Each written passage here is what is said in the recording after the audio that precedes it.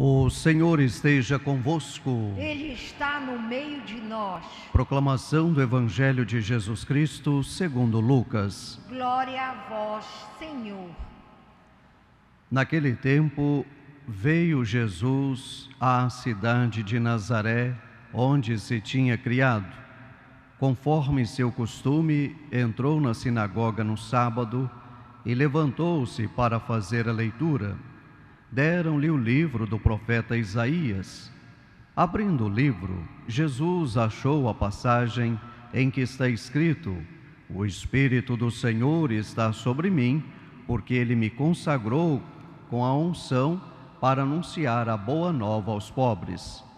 Enviou-me para proclamar a libertação aos cativos e aos cegos a recuperação da vista, para libertar os oprimidos e para proclamar um ano da graça do Senhor.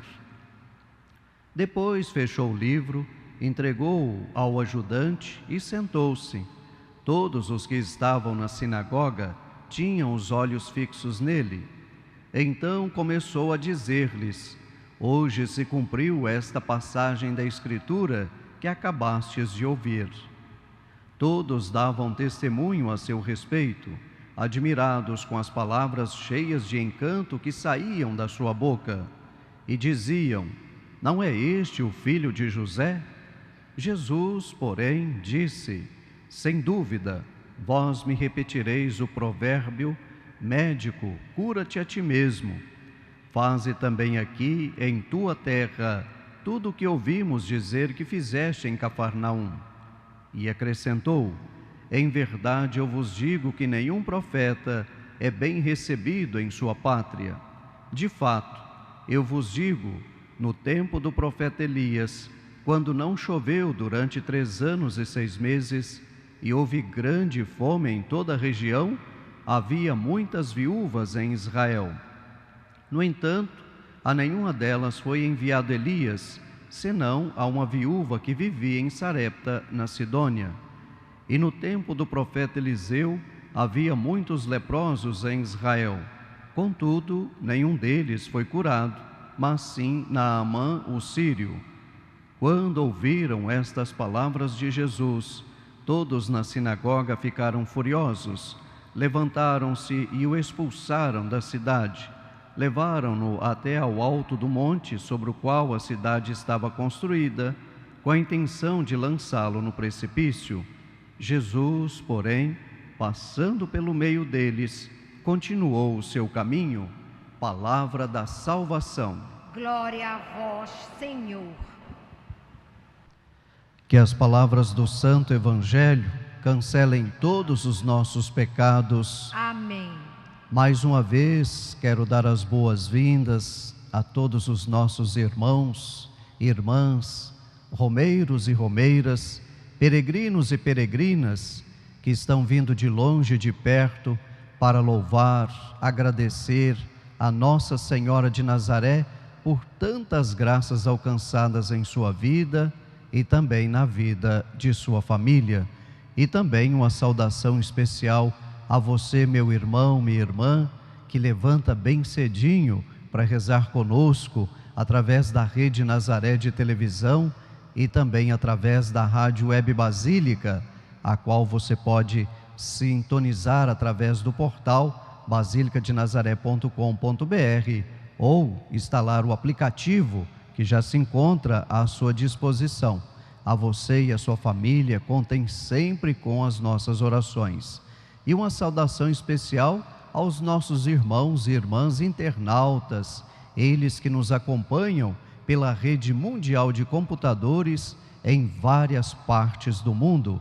A você, meu irmão, minha irmã, que se encontra em outro país, contem sempre com as nossas orações e desde já as nossas orações serão para que Nossa Senhora de Nazaré interceda junto ao seu Filho Jesus, para que os seus projetos, os seus anseios em outras terras possam ser concretizados. Contem sempre com as nossas orações e quando puder, estiver aqui pelo Brasil, venha visitar a casa de Nossa Mãe Maria de Nazaré para agradecer e também pedir tantos favores a você e também para a sua família.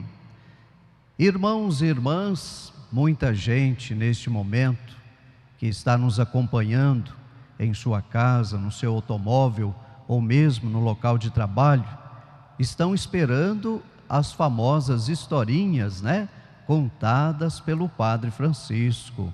Pois bem, hoje nós temos uma, e esta historinha, ela vai ajudar a entender as duas leituras que a liturgia da palavra propõe para o nosso dia de hoje. Certa vez, um pai, já cansado pelos anos de vida, e ele tinha um único filho, disse a este filho: olha, meu filho, você em breve estará administrando todos os bens de seu pai. E o filho então disse: pai, mas como vou administrar os seus bens se eu não tenho experiência? E o pai então disse a ele: vá lá na casa do sábio tal e peça a ele sabedoria. E o jovem então saiu e foi para a casa do sábio. Passou pela floresta, atravessou uma montanha, até chegar à casa do sábio. Chegando lá, o sábio perguntou a ele: o que você faz aqui?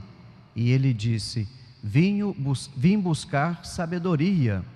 E o sábio então perguntou a ele: o que você observou durante a sua vinda para cá?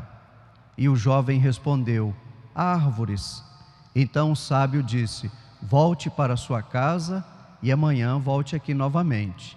E o jovem então voltou para casa, e no outro dia, bem de manhãzinha, ele saiu para a casa do sábio. Chegando na casa do sábio, o sábio lhe perguntou: o que você viu pelo caminho? E o jovem então respondeu: árvores. E o sábio disse: volte para sua casa e amanhã de manhã você volta aqui. E o jovem então saiu triste e, chegando em casa, contou para o pai. E o pai então respondeu a ele: meu filho, quando você for amanhã de manhã para a casa do sábio, observe tudo o que está à sua volta durante a sua caminhada. E chegando na casa do sábio, você narre a ele tudo aquilo que você viu. E o jovem então fez aquilo que o pai lhe ensinara. Durante a sua caminhada para a casa do sábio, ele foi observando tudo. E é interessante que um dia de caminhada não deu para ele chegar na casa do sábio. Precisou dormir no meio do caminho. Quando ele acordou, continuou a sua caminhada e chegou finalmente na casa do sábio. E o sábio então lhe perguntou: e aí, o que você viu pelo caminho? E então o jovem respondeu: vi árvores, vi pássaros, vi flores, vários animais, várias frutas saborosas. Observei tantas e tantas coisas boas que acabei dormindo pelo caminho. E ele então ficou ali por 2 horas narrando para o sábio tudo aquilo que ele havia observado durante a sua caminhada para a casa do sábio. E o sábio então, olhando para ele, sorrindo, disse: finalmente você conseguiu a sabedoria. É isto, meus irmãos e irmãs, o verdadeiro profeta é aquele que observa tudo que está à sua volta. Ele presta atenção nos mínimos detalhes. Nós, no dia do nosso batismo, nós nos tornamos também profetas, anunciadores da boa nova de nosso Senhor Jesus Cristo e denunciadores de tudo aquilo que vai contra esta boa nova.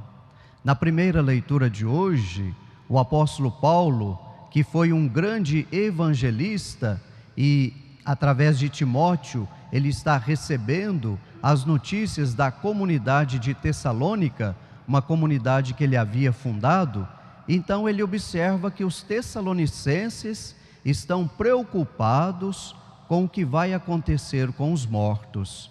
E o apóstolo Paulo procura mostrar a eles que haverá a ressurreição. Ou seja, o apóstolo Paulo, na leitura de hoje, representa o profeta da esperança, pois nós encontramos tantas pessoas que, quando perde os seus entes queridos, ficam desesperados, e é preciso levar a eles o conforto da esperança. Muita gente pergunta por que nós católicos rezamos pelos mortos, e nós precisamos ir na palavra de Deus, no segundo livro dos Macabeus, capítulo 12, versículo 32 a 45. Lá está a explicação do porquê nós rezamos pelos mortos. E o sétimo dia também nós vamos na palavra de Deus, carta aos Hebreus, capítulo 4, versículo 4. No sétimo dia nós celebramos o descanso da criatura nos braços do Criador. E também o apóstolo Paulo, escrevendo a sua segunda carta a Timóteo, capítulo 4, versículo 7, o apóstolo Paulo vai dizer: combati o bom combate, completei a corrida, guardei a fé, e agora está reservada para mim a coroa da justiça. Nós, quando vamos levar a esperança às famílias enlutadas, nós sempre lembramos que aquele nosso irmão que está partindo para a casa do Pai é aquele que combateu o bom combate. Um verdadeiro soldado de Cristo é aquele que completou a corrida. Um verdadeiro atleta de Cristo é aquele que guardou a sua fé, se manteve fiel até o fim da sua vida, fiel ao projeto de Deus. E por fim, ele está recebendo a coroa da justiça, e essa coroa da justiça é a vida eterna, a ressurreição. Encontramos tanta gente que, por falta de esperança, costuma dizer: a única coisa que não tem solução nesta vida é para a morte. Lê do engano, meu irmão, minha irmã. Para a morte há solução, sim, e esta solução chama-se ressurreição. E é isto que o apóstolo Paulo está dizendo para a comunidade dos Tessalonicenses, para eles não desanimarem, porque há solução, sim, para a morte, e esta solução é a ressurreição. E já no Evangelho, Jesus, lendo uma passagem do profeta Isaías, ele está mostrando como será a sua missão de profeta. Será uma missão de libertar quem? Os oprimidos, aquelas pessoas que são marginalizadas, aquelas pessoas que são largadas à margem da estrada da sociedade. E Jesus lembra que um profeta, ele não é bem recebido na sua terra natal. E aqui ele vai citar dois grandes profetas do Antigo Testamento, Elias e Eliseu. Elias, que não foi recebido na sua terra, mas foi recebido numa terra estrangeira, e também Eliseu. E isso está acontecendo com Cristo Jesus. Até aos dias de hoje, Cristo Jesus é amado, é admirado e seguido por tantos irmãos e irmãs de outros países, país este que não é o dele, não é a sua terra natal. Jesus é aquele que se preocupa com todos, é aquele que não faz acepção de ninguém. Portanto, meu irmão, minha irmã, se nós queremos ser profetas com verdadeira sabedoria, nós precisamos amar a todos, um amor sem distinção, um amor sem fronteiras. Aí sim, nós estaremos colocando em prática aquilo que nos ensina a palavra de Deus: amar a todos como Ele é, não como nós queremos. Portanto, meu irmão, minha irmã, peçamos a Deus a sabedoria, principalmente a sabedoria de amar, a amar os nossos irmãos e irmãs, principalmente aqueles que vivem à margem da sociedade. Louvado seja nosso Senhor Jesus Cristo. Para sempre seja louvado.